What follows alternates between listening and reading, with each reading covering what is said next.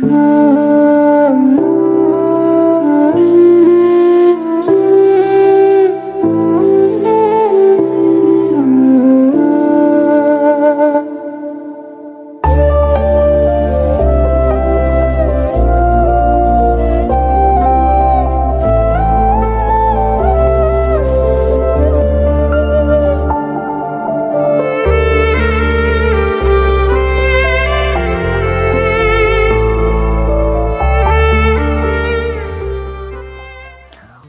The lord.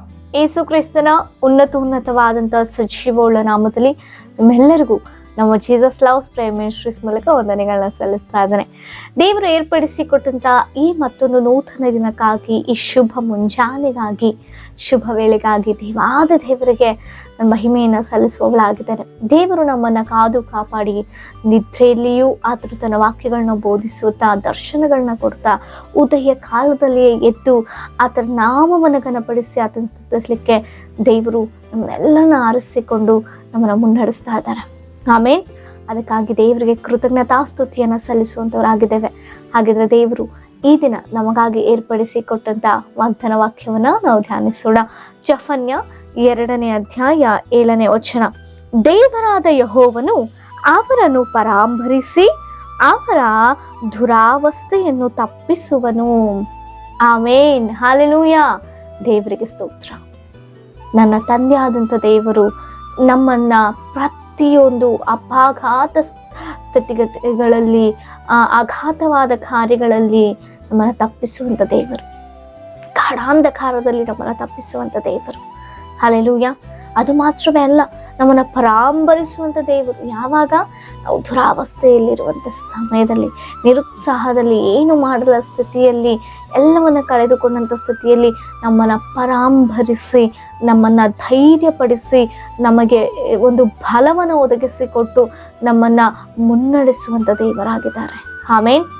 ನಾವು ಅನೇಕ ಸಂದರ್ಭದಲ್ಲಿ ಈ ಲೋಕದಲ್ಲಿರುವಂತಹ ಮನುಷ್ಯರನ್ನ, ಅಧಿಕಾರಿಗಳನ್ನ ನಮ್ಮವರು ಎಂಬುದಾಗಿ ಅಂದುಕೊಂಡಂಥವರನ್ನ, ಒಂದು ಸ್ನೇಹಿತರನ್ನ ನಾವು ಬಹಳವಾಗಿ ನಂಬಿಬಿಡ್ತೇವೆ.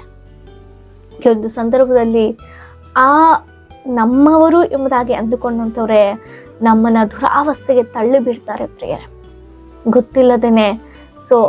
ಈ ಒಂದು ಲೋಕವೇ ಒಂದು ಮಾಯಾ ಲೋಕ, ಪಾಪಮಯವಾದಂಥ ಲೋಕ, ಅತಿ ಆಸೆ ಪಡುವಂಥ ಲೋಕ ಇದು. ಅದಕ್ಕೋಸ್ಕರವಾಗಿ ಅನೇಕ ಸಂದರ್ಭದಲ್ಲಿ ನಾವು ಮನುಷ್ಯರನ್ನ ನಂಬಿಬಿಡ್ತೇವೆ, ನನ್ನವರೇ ಎಂಬುದಾಗಿ ಧೈರ್ಯವಾಗಿ ಎದ್ದುಬಿಡ್ತೇವೆ. ಹೌದಾ? ಅವರೇ ನಮಗೆ ಕೇಡು ಬಯಸ್ತಾ ಇದ್ದಾರೆ, ಅವರೇ ನಮ್ಮ ಪ್ರಾಣಕ್ಕೆ ಹಾನಿಯನ್ನು ಮಾಡ್ತಾ ಇದ್ದಾರೆ ಅನ್ನುವಂಥದ್ದು ನಾವು ಗ್ರಹಿಸಿಕೊಳ್ಳಲಿಕ್ಕೇ ಸಾಧ್ಯವಿಲ್ಲ. ಅದಕ್ಕಾಗಿ ದೇವರು ಹೇಳ್ತಾ ಇದ್ದಾರೆ, ನೀನು ಜೀವಿಸ್ತಾ ಇರುವಂತ ಈ ಲೋಕದಲ್ಲಿ ಅನೇಕರು ನಿನ್ನನ್ನ ಅಘಾತಕ್ಕೆ, ಅಂಧಕಾರ ಸ್ಥಿತಿಗೆ, ಅಪಾಯಕರವಾದ ಪರಿಸ್ಥಿತಿಗೆ, ಪ್ರಾಣ ಹಾನಿಯಾಗುವಂತ ಸ್ಥಿತಿಗತಿಗಳಿಗೆ ನಿನ್ನನ್ನ ನಡೆಸ್ಬೋದು. ಆದರೆ ನಾನು ನಿನ್ನನ್ನ ತಪ್ಪಿಸ್ತೇನೆ. ಅನೇಕರು ನಿಮ್ಮ ಸ್ಥಿತಿಗತಿಗಳನ್ನು ನೋಡಿ ಅವರು ಸಹಿಸಿಕೊಳ್ಳಲಾರದಂತೆ, ಅವರು ಅದರಿಂದ ನಾವು ಅಭಿವೃದ್ಧಿ ಆಗ್ತಾ ಇದ್ದೇವೆ ಎಂಬುದಾಗಿ ನೆನೆಸಿ ಅದನ್ನು ಸಹಿಸಿಕೊಳ್ಳದೆ ಹೊಟ್ಟೆ ಕಿಚ್ಚಿನಿಂದಲೋ ಇನ್ನೊಂದು ಆಲೋಚನೆ, ಕೆಡುಕನ ಆಲೋಚನೆಯಂತೆ ಕೇಡನ್ನು ಬಯಸಬೇಕೆಂಬುದಾಗಿ, ನಮ್ಮನ್ನು ನಷ್ಟಪಡಿಸಬೇಕು ಎಂಬುದಾಗಿ ನಮ್ಮ ಬಳಿಯಲ್ಲೇ ಇದ್ದುಕೊಂಡು ನಮ್ಮನ್ನು ದುರಾವಸ್ಥೆಗೆ ತಳ್ಳಿ ಬಿಡ್ತಾರೆ. ಎಂದು ಸಂದರ್ಭದಲ್ಲಿ ನಾವಾಗಿಯೇ ಲೋಕವನ್ನು ನಂಬಿ, ಲೋಕದ ಆಶೆಗಳನ್ನ ನಂಬಿ, ಪಾಪಮಯವಾದಂಥ ಈ ಲೋಕದಲ್ಲಿ ಆ ಪಾಪಕ್ಕೆ ದಾಸರಾಗಿ ದುರಾವಸ್ಥೆಗೆ ಹೋಗ್ಬಿಡ್ತೇವೆ. ನಿನ್ನ ಕುಟುಂಬ ಅದೇ ರೀತಿಯಾಗಿದೆಯಾ? ಅನೇಕರು ಲೋಕ ಆಶೆ, ಕುಡಿಕತನ, ಗಾಂಜಾ ಸೇವನೆ,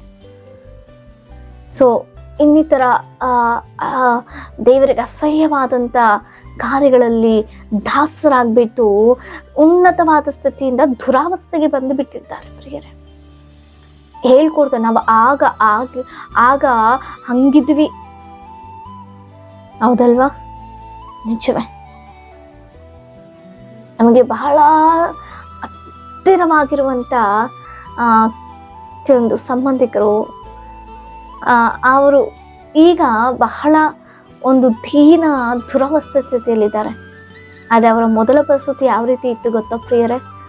ಅವರ ಮನೆಯಲ್ಲಿ ಕೆಲಸಗಳನ್ನ ಮಾಡಲಿಕ್ಕೆ 5-6 ಆಳುಗಳು ಇರ್ತಾ ಇದ್ರು. ಸೌಕಾರರು ಅಂತ ಕರೆಯಲ್ಪಡ್ತಾ ಇದ್ರು. ಮನೆ ತುಂಬ ಬೆಳೆದಂಥ ಬೆಳೆ ಇರ್ತಾ ಇತ್ತು ಅವ್ರ ಮನೆಯಲ್ಲಿ. ರಾಶಿ ರಾಶಿಯಾಗಿ ಭತ್ತ ಬೆಳೀತಾ ಇದ್ರು. ಸೌಕರು ಬರ್ತಾ ಇದ್ದಾರೆ ಎಂಬುದಾಗಿ ಅನೇಕರು ಅವ್ರನ್ನ ಭಯದಿಂದ ನೋಡ್ತಾ ಇದ್ರು. ಅವರೊಂದು ಕುಟುಂಬ ಊಟ ಕುಟುಂಬವಾಗಿತ್ತು, ಅಷ್ಟು ಅನ್ಯೋನ್ಯತೆ. ಆದರೆ ಪ್ರಿಯರೇ, ಆ ಒಂದು ಕುಟುಂಬ ಹಂತವಾಗಿ ಬಹಳ ದುರಾವಸ್ಥೆಗೆ, ಏನು ಇಲ್ಲದಂತ ಪರಿಸ್ಥಿತಿಗೆ, ಯಾರು ಊಹಿಸಲಾದಂಥ ಸ್ಥಿತಿಗತಿಗೆ ಬಂತು. ಕಾರಣ ಏನು ಗೊತ್ತಾ? ಲೋಕದ ಆಶೆ, ಮದ್ಯಪಾನ, ಕುಡಿಯುವಂಥದ್ದು, ಕುಡಿದು ಇದ್ದಂಥದ್ದೆಲ್ಲವನ್ನ ಕಳೆದುಕೊಂಡು ಸ್ವತಃ ತನ್ನ ದೇಹದಲ್ಲಿರುವಂಥ ಅಂಗಾಂಗಗಳು ಕೂಡ ನಷ್ಟ ಹೋಯ್ತು. ಅಂಥ ಸ್ಥಿತಿಗೆ ಬಂದ್ಬಿಟ್ರು. ಅನೇಕ ಕುಟುಂಬಗಳ ಅಂತಹ ಸ್ಥಿತಿಯಲ್ಲಿದೆ.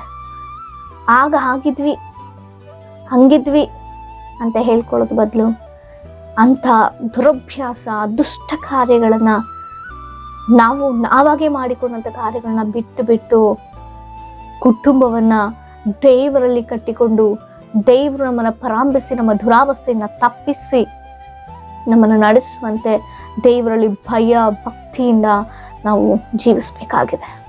ಆಮೇನ್.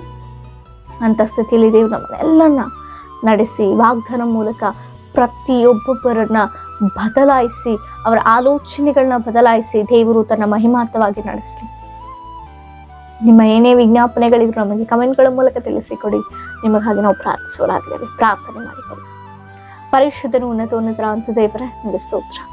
ಅಪ್ಪ, ನಮ್ಮನ್ನ ಪರಾಂಬರಿಸಿ ದುರಾವಸ್ಥೆಯಿಂದ ತಪ್ಪಿಸುವಂತ ದೇವರು ನೀನು. ಅದಕ್ಕಾಗಿ ನಿನಗೆ ವಂದನೆ ಸ್ವಾಮಿ.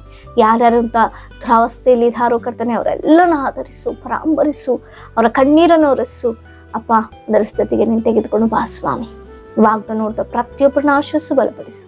ನಜರೇತಿನ ಯೇಸುವಿನ ಜೀವಳ ನಾಮದಲ್ಲಿ ಬೇಡಿದ್ದೆಲ್ಲವನ್ನು ಹೊಂದಿದ್ದೇವೆ ಪರಲೋಕದ ಪರಮ ತಂದೆಗೆ. ಆಮೇನ್. Praise the lord.